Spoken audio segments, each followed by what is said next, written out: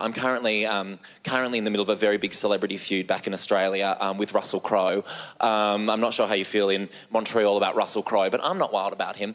And we had a big fight at Christmas on Twitter.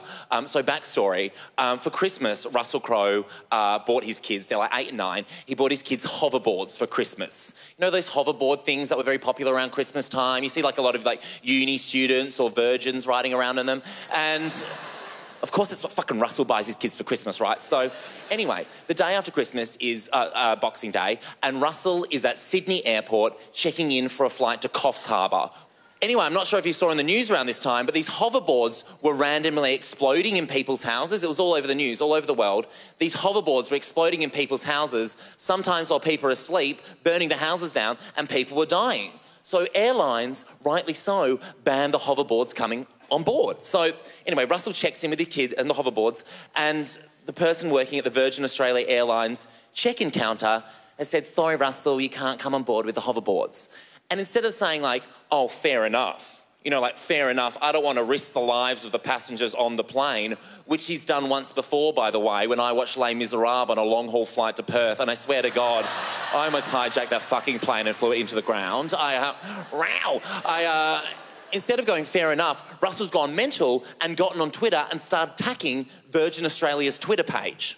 Like the fucking intern that runs the social media for Virgin Australia could be like, "Oh, sorry, Russell, let me just fix the rules for you in 140 characters or less," right? So anyway, the breakdown is going like all over Twitter. It's trending on Twitter. He's using a lot of caps lock. Everyone's talking about it. It's all over the news.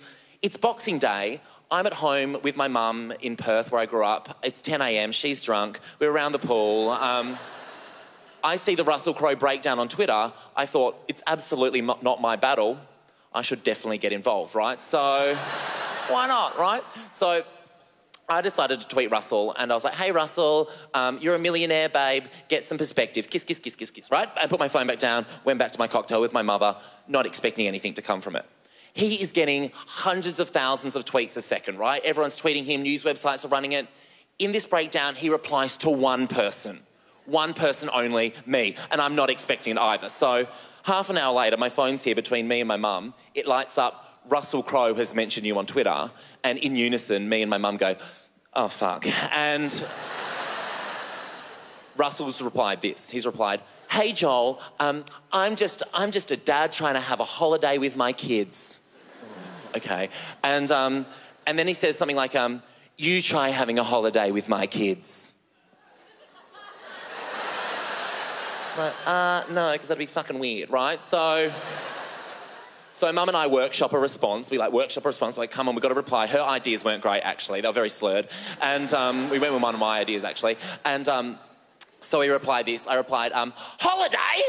Well, thanks for the invite, Russell. I look great in a sarong," sad face emoji, palm tree emoji, bikini emoji, right, which I thought was very cute.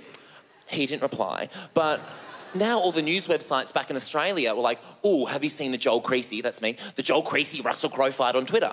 I was like, it was only 3 tweets, but let's go with that because it looks good for me, right? So a few days later, I was hosting the New Year's Eve coverage on television back in Australia. From the Sydney Opera House, I was hosting the big countdown all across Australia, right?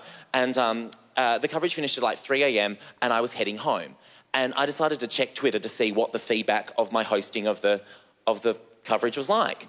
Wish I hadn't. Rough start to the year for me. I apparently got the countdown wrong and ruined some people's New Year's Eve. So I was like, well, you're the sad loser watching it at home. And who else is online at 3 a.m?